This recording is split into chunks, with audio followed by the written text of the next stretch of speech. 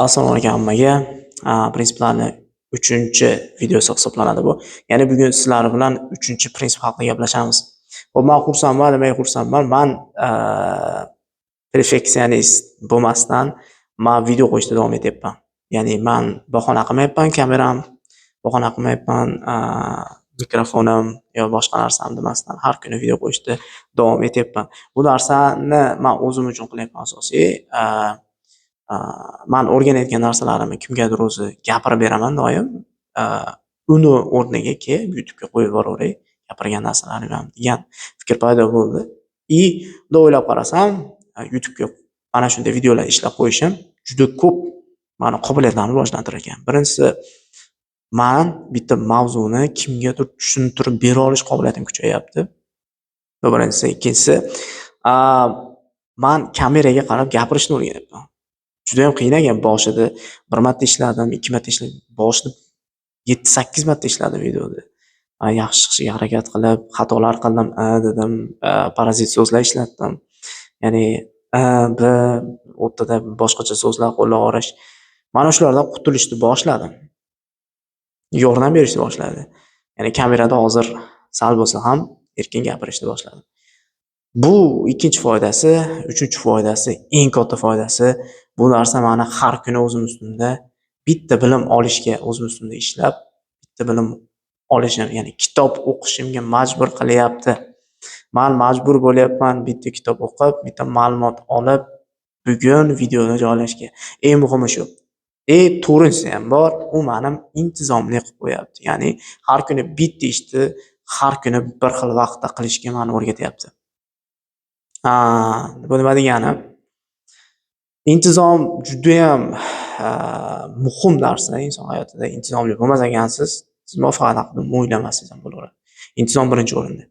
Intizomli bo'lishingiz kerak. Ya'ni har kuni bir xil vaqtda video qo'yib, ya'ni ma'lumotlarni tekshirgan holatda ularni haqiqatda ilmga asoslanganmi, kimdir qilib ko'rganmi tekshirib, mukammal qilib ma'lumotlarni kimgadir ulashib berish juda ham qiyin narsa. Va mana shu narsani 100 kun qaytarmoqchiman. Bu juda ham qiyin, lekin men harakat qilmoqchiman. Bu narsa meni intizomli qiladi. Nimaga loyihani prinsipim nomladim? Prinsipim nomlashimga bitta sabab, siz o'rgangan ma'lumotlaringizni prinsiplarga aylantirishingiz kerak. Ma'lumotni juda ham ko'p o'rganasiz. Maqollar ko'p o'rganasiz yoki aforizmlar, iqtiboslar ko'p o'rganasiz, lekin ularni hayotingizga olib kirmaysiz. Ya'ni amalini qilmaysiz. Prinsiplar shunaqangi narsaki, prinsip desa, demak bu narsa amal qilinadigan narsa ekan deb tushunadi odamlar. Shuning uchun prinsip ma'nosida aytaman. Ya'ni men bitta kitob o'qisam, u kitobdan oladigan narsamni men reski prinsipga aylantiraman-da, hayotimda tatbiq qilishni boshlab yuboraman. Sizga ham shu maslahatni beraman. Mana shu prinsiplarni hayotingizga tatbiq qilishni boshlang. Chunki amal muhim. Siz bilimlarni olaverasiz, siz kompyuterdan boshqa narsaga yaramaysiz. Lekin o'sha bilimlarni olib, siz uni hayotga tatbiq qilsangiz, eng katta yutuqingiz shu bo'ladi. Ya'ni prinsiplar deb nomlanishiga sabab ham shu.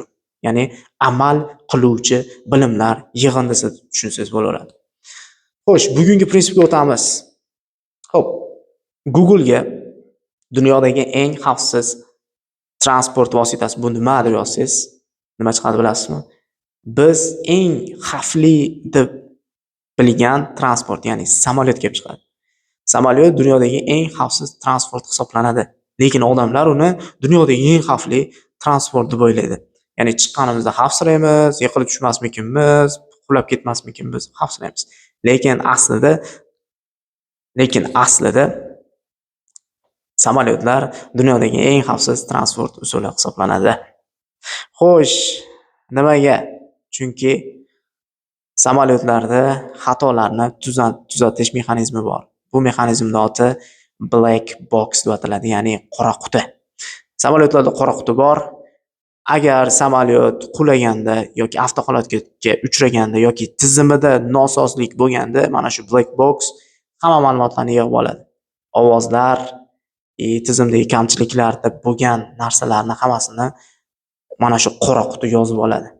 Va samolyot qo'ngan yoki qulagan payt o'sha qora quti orqali samolyotni ishlab chiqqanlar, dizaynini, samolyotni ponni ishlab chiqqan odamlar boradida o'sha qora quti orqali nimadan samolyot quladi, tizimda qanaqa kamchilik bo'ldiki samolyot qulab tushdi, shuni aniqlab olishadi va o'sha joyni tuzatishadi.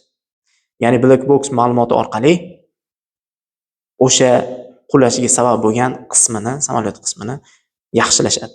Va bu narsa yaxshilanib boraveradi. Oxiri samolyotlarni dunyodagi eng xavfsiz transport vositasiga aylantirib kelgan. Bu ma'lumotni men qayerdan oldim? Black Box Thinking degan kitob bor.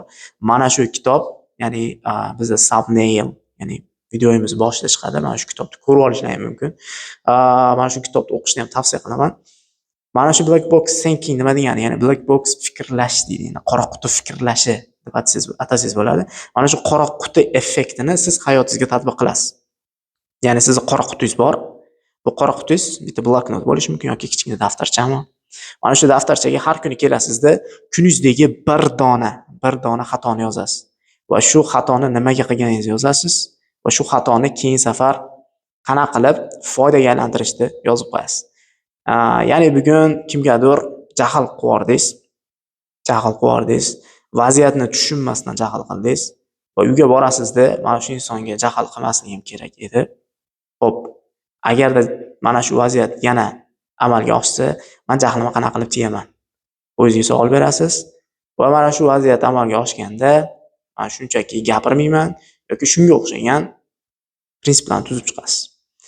Bu narsa qora quti fikrlashi hisoblanadi. Ya'ni qora quti prinsipi deb olsangiz ham bo'laveradi. Ya'ni sizning qora qutingiz bor, ya'ni daftaringiz bor, o'sha daftaringizga har kuni bitta shu xatolaringizni yozib chiqasiz. Sekin-asta o'zingizni hayotingizni yaxshilashni boshlaysiz. Ya'ni xatolaringiz kamayishni boshlaydi.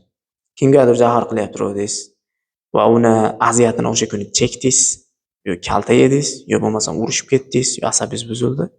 Va uyga borib bu narsani tahlil qildingiz. Ya'ni bu sizni tahlil qilishga majbur qiladi.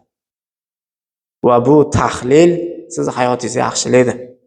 Va yana bir narsa aytaman, shunchaki tahlil qilmang. Tahlil qilgandan keyin o'zingizni bitta zo'r o'sha vaziyat uchun qurolingizni ishlab chiqib qo'ying. Ya'ni mabodo kimgadir jahl qilish oldidan men sababini so'rayman yoki jim bo'laman, jim turaman, achchig'im tushishini kutaman yoki birorta joyga ketaman. Shunga o'xshash narsalarni o'zingizga yozib oling. Va shu orqali siz ko'pchilik xato qiladigan vaziyatlarda xatolaringizni kamaytirishga erishasiz. Sog' bo'linglar, omon bo'linglar. Eshitganlaringiz uchun rahmat.